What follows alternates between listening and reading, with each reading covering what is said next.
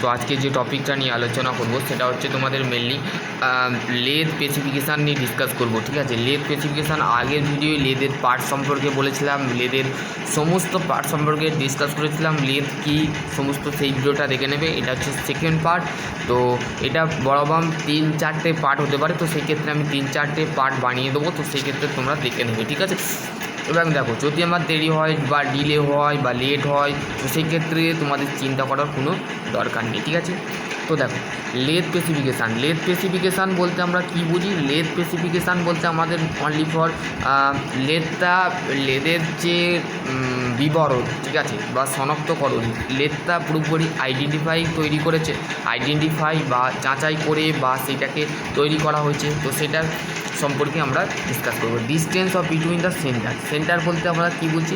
লেদের যে সেন্টার, লেদের দুটো সেন্টার থাকে, একটা হচ্ছে লাইভ সেন্টার আর একটা হচ্ছে ডেড সেন্টার। ঠিক আছে, লাইভ সেন্টার কোনটাকে বলে? লাইভ সেন্টার মানে হচ্ছে আমাদের যে হেড স্টকের যে সেন্টারটা থাকে সেটা হচ্ছে আমাদের লাইভ সেন্টার। ঠিক আছে, আর ডেড সেন্টার কোনটাকে বলে? টেল স্টকে। ঠিক আছে, এর সেই দুটো সেন্টারের মাঝের যে ডিস্টেন্সটা সেটাকেও আমরা লেদের স্পেসিফিকেশান বলতে পারি।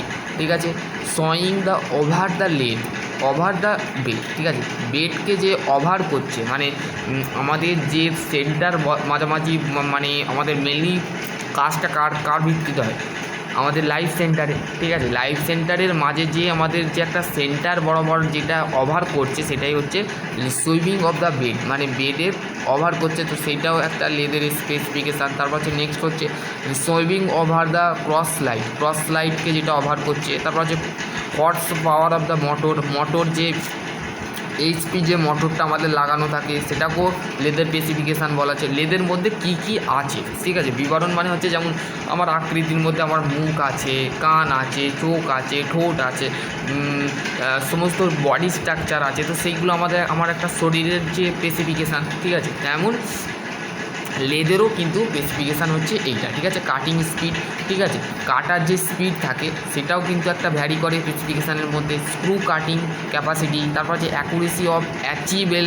ঠিক আছে, কাটার যে অ্যাকুরেসি মানে হচ্ছে কতটা সঠিকভাবে আমরা সেই মেশিন বলো বা প্রোডাক্ট বলো বা ডাইমেনশান বলো সেগুলোকে কত সঠিকভাবে স্পেসিফিকেশান করছি। ঠিক আছে, দেন তারপর স্পেন্ডেল নোজ ডায়ামিটার, মানে স্পেন্ডেলের যে ডায়ামিটারটা আছে মেনলি সেটাও কিন্তু তোমাদের ভ্যারি করে। ওকে, বুঝতে পারলে?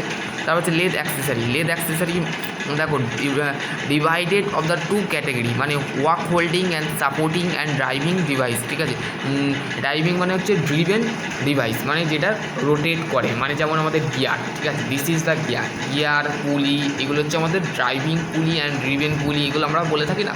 সাপোর্টিং ওয়ার্কিং হোল্ডিং, মানে যেই চাক দিয়ে আমরা হোল্ড করছি, ঠিক আছে, সেটা কিন্তু lathe centre, chuck, face plate, mandrel, steady of the follower, cutting tool of the holding device এখানে তোমাদের দিয়েছে। ঠিক আছে, এখানে তোমাদের 3 জ চাক, 4 জ চাকের বিষয় কিন্তু বলে দিয়েছে নর্মালি। তারপর সেলফ সেন্টারিং চাক, এটাকে আমরা holding the round of the hexagonal walk, মানে কোনো 6টা ভুজ নিয়ে যে কাজ তৈরি হয় সেটাই কিন্তু আমাদের এখানে বলে দিয়েছে। 3 জ কানেক্টেড জ of the stamp of the 1, 2, 3, 4, মানে 1 নম্বর জ, 2 নম্বর জ, 3 নম্বর জ কিন্তু সেপারেটলিভাবে স্ট্যাম্প করা থাকে।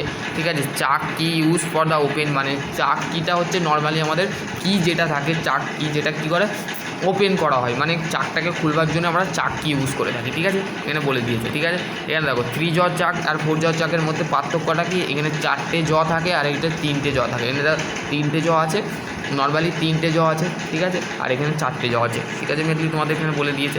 এখানে দেখো centering head stock and tail stock, live centre, dead centre. Live centre and dead সেন্টারের মাঝে যে ওয়ার্ক পিসটাকে লং সাপোর্টেডের জন্য আমাদের সেপারেটলিভাবে সাপোর্ট দিচ্ছে সেটা কিন্তু সেন্টারিং বলছে। ঠিক আছে, ফেস প্লেট দেখো এরকম দেখতে হয়, নর্মালি ওয়ার্ক পিসের সাথে আমাদের ফেস প্লেটটা লাগানো থাকে। ঠিক আছে, এখানে তোমাদের ডক দেখো, এখানে টেল দিয়েছে। ম্যান্ড্রিলকে দিয়েছে এখানে, অ্যাকচুয়ালি দেখো এখানে ম্যান্ড্রিল ওয়ার্ক পিস এখানে তোমাদের কিন্তু রোটেট করে দিয়েছে। তো ওকে, এখানে দেখো study rest and follower rest, এটা যারা আইটিআই যারা প্র্যাকটিক্যাল আছে তারা এইটা দেখতে পারো। ঠিক আছে, নর্মালি তোমাদের আইটিআই যে মনীশ শর্মা যদি বই কিনে থাকো বা নিবিড় বই কিনে থাকো তো সেই ক্ষেত্রে এটা দেখতে পারো। ঠিক আছে, এখানে তোমাদের কিন্তু এটা বলে দিয়েছে। ওকে, টুল হোল্ডিং ডিভাইসটা কি? Tool post fitted the top slide of the and the carry of the cutting tool the cutting tool holder. ঠিক আছে, তাহলে কী বলছে, যখন আমাদের টুল পোস্টটা কী করা স্লাইডলিভাবে ক্যারি করা হয় কাটিং টুলের সাথে। ঠিক আছে, can be of the adjust of the height of the moving the type, সেখানে তোমাদের কিন্তু বলে দিয়েছে।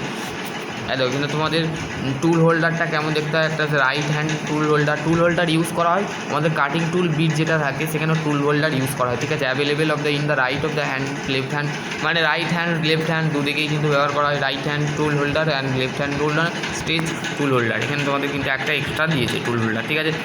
এটা তোমাদের দেখো কাটিং টুল কী বলেছে, can be of the high speed of the steel of the held to the tool holder, ঠিক আছে। টুল হোল্ডার যেটা আছে সেটা কিন্তু তার স্পিডটা কী হয়, হাই স্পিডটা কী হয় সেটা কিন্তু ধরতে আমাদের সাহায্য করে, ঠিক আছে। Can be of the always of the tungsten carbide and the bit of the held of the directly of the tool পোস্টে যে ডাইরেক্টভাবে আমাদের যে টাং স্টিল কার্বোরাইটটা সেটাকে কিন্তু আমাদের সরাসরিভাবে ধরে থাকতে হয়, ঠিক আছে। এরম ধরে, ঠিক আছে। এরম দেখো তোমাদের এখানে টুক করে টুকে ঠিক আছে, ঠিক আছে, মানে কিন্তু বলে দিয়েছি মেনলি।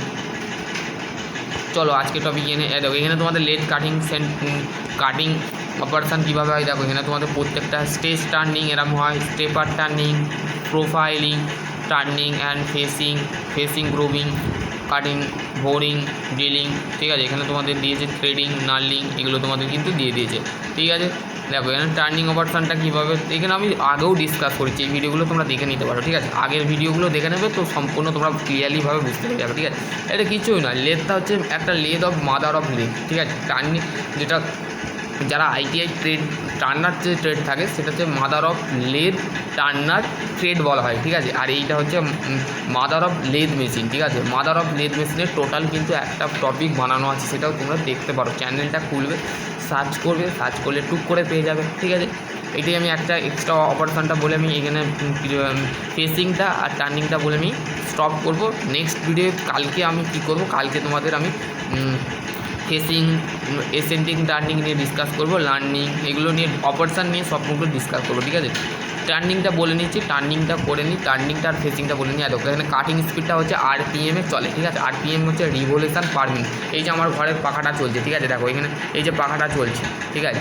এই পাখাটা 1 মিনিটে যদি 1200 পাক বা 500 পাক করে তাহলে 2 মিনিটে কত চলবে, 12 কত হয় 2400 পাক ঘুরতে পারবে, ঠিক আছে। এখানে কিন্তু নিউট্রালে চলে, ঠিক আছে, নিউট্রাল, এই পাখাটাও কিন্তু নিউট্রালে চলছে, ঠিক আছে।